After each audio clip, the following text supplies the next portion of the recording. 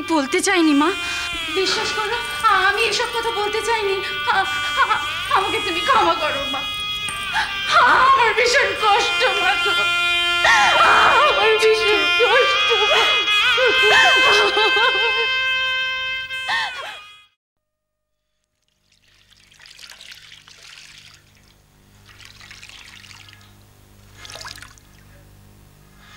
মাধব আবার শুরু হয়ে গেছে রে।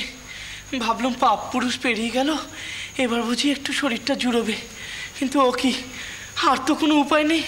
ও মাধব আরও যে জ্বালা বেড়ে যাচ্ছে রে। মনটাকে একটু শান্ত করুন দেখিনি। কি বলছিস তুই? আমার মন থিতু নয় ওরে, মায়ের পা ছাড়া অন্য কোথাও আমার মন আছে রে? একে কি মন দিয়ে পড়ে থাকা বলে? তো কি দিন রাত শুধু মাকে নিয়ে টানা হেঁচড়া করছে, শুধু দেখা দিই আর দেখা দিই। এত অস্থির অস্থির কেন করেন যে? বেশ বলেছিস, ছেলে হয়ে মাকে ডাকবো তাতেও দোষ। আমার বেশ লাগে, ও মন্দিরের পুজো আচ্ছা আমার ভালো লাগে না। ওসব বৈদি ভক্তি পুরাণ মতে যারা সাধন ভজন করে করুক গে যাক। আমি ভাই গঙ্গার তীরে বসে মায়ের সাথে গল্প করব, মাকে ডাকবো, পঞ্চবটির বনে বসে মায়ের ধ্যান করব, আর মাসে মাসে মাইনে নেবেন। তুই মাইনের খোঁটা দিচ্ছিস আমাকে? এর জন্যে আমি বড়দাদাকে বলেছিলাম ওসব চাকরি বাকরি আমি করব না। ওই শালা রানীর জামাইটা। কি বলছেন? সেজ বাবুর নামে গাল পাড়ছেন? শুনলে আপনার হবে নিকুচি করেছে, জোর করে আমাকে এই মন্দিরে বেশকার বানিয়ে দিল। মায়েরও এমন পায়াজ, শেষ পর্যন্ত এই মন্দিরের চাকরিতে আমি ফেসে গেলাম। চাকরি করতে আপনার মন চায় না বুঝি?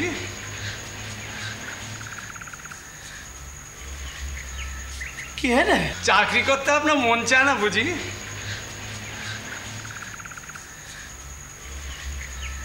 কে রে? আগে আমি এই মন্দিরে মায়ের পুজো দেখতে এসেছি। আপনার কথা আমার খুব মনে ধরলো কিনা জানেন, আমারও চাকরি করতে মন চায় না। চায় না? চায় না? মাধব পেয়েছি রে, পেয়েছি। এতদিনে নিজের মনের মতো করে একজন দোসর পেয়েছি রে, নিজের মনের মতো একজন দোসর পেয়েছি।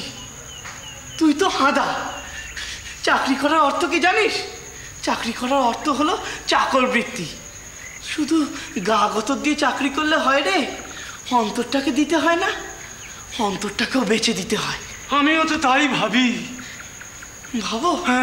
তুমি তাই ভাবো? এই তো এতদিনে আমার নিজের মনের মতো একজন লোক পেলুম। তুমি বসো গো, তুমি বসো। তোমার সঙ্গে না আমার কথা বলতে বেশ ভালো লাগছে গো। তা হ্যাঁ গা, তোমার নাম কি গো? আগে গোলক। গোলক? বাবা, বেশ বেশ, তোমার সঙ্গে আমার চিন্তা ভাবনার অনেক মিল আছে গো। তাহলে আমি কি এখন কেটে পড়বো? তুই কেটে পড়বি মানে? তুই দূর হ দেখিনি।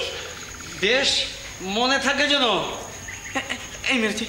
ও মাধব রাগ করিস নি, ওরে আমি এমনি বললুম। এই দেখো ভিজে গামছা জল সব নিয়ে গেল। কাণ্ড দেখো দেখিনি, ভিজে গামছা দিয়ে গায়ের একটু তাপ জুড়োচ্ছিল। আপনি কিন্তু কায়দাটা খুব ভালো ধরেছেন।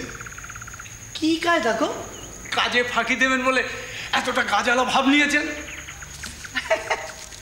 আমিও তো তাই করি, কাজে গেলেই না হঠাৎ মাথা ব্যথা, পেট কামড়ানো, এইসব ভান করি।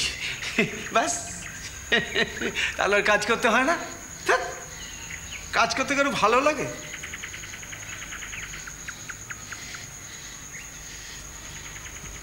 কি হলো?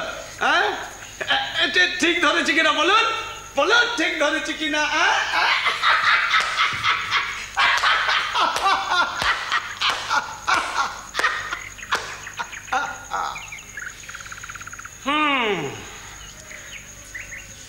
খুব না?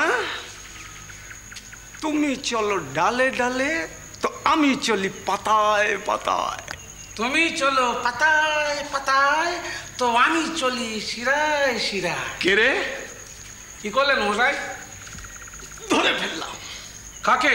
হ্যাঁ, ওই যে সেজবাবু বলেছেন ওই খুঁটে খুঁটে ছোট ভট্টাচার্যের গোলমাল বার করতে হবে। বার করেছি। কি? ওই যে সব গাজালা ভাব, সব বাজে, ওসব হচ্ছে কাজে ফাঁকি দেবার অছিলা। আর তাছাড়া এর তো ওই সেজবাবুর প্রতি কোনো মান্যগণ্যি বোধও নেই। কিরকম কিরকম?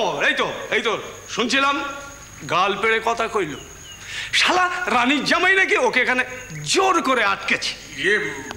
আপনি কি এসব লাগাবেন নাকি? চাকরি যখন। আরে মশাই, ও মানুষটাই অমন, সাদা মাটা সরল, বুঝলেন? মনের অন্তরটাও তেমনি। আরে মশাই বোঝেন না যে মায়ের দেখা পাওয়ার জন্য যে মন্দিরের মাটিতে হাত পাশে যে লুটোপুটি খাচ্ছে? সে তুমি তোমার মতো বোঝে যাও। আমাকে সেজবাবু বলেছেন ওর যত ঢং বুজরুকি খুঁটে খুঁটে দাগ মারতে। এই মশাই, কি বলেছেন আপনারা ঠাকুরকে? কি বলেছি? মায়ের মন্দিরে কান্নাকাটি করছেন? যত সব উটকো লোক। হ্যাঁ, কোথা থেকে এসেছে? কে এসব আমদানি করে?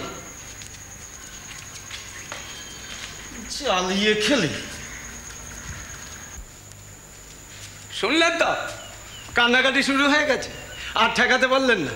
আশ্চর্য কাণ্ড, আপনারা মানুষটাকে কেউ বুঝতেই চাইছেন না। কেন বাপু? আমি তো বুঝে ফেলেছি। কি বুঝেছেন? বুঝেছি, ও মোটেই পাগল নয়, ও একটি শেয়ানা। এপারে পুতলে গঙ্গার ওপারে গাছ বেরোবে। হ্যাঁ, বেরুবে।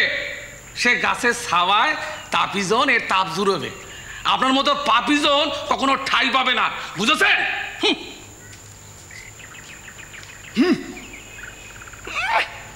সব জানতে একেবারে।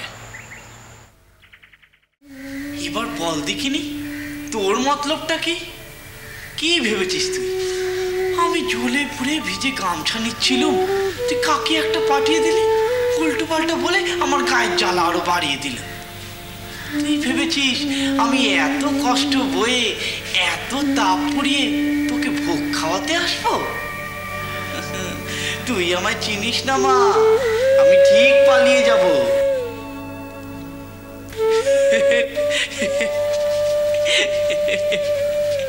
না রে মা, না রে, ভয় পাস না, তাই কখনো হয়? আমি কি তোকে ফেলে যেতে পারি?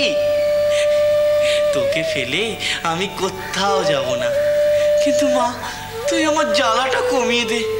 আমি যে আর পারছি না। তুই যদি এমন করিস তাহলে আমি বাঁচবো কেমন করে তোকে ডাকবো? শ্রীরাম কৃষ্ণ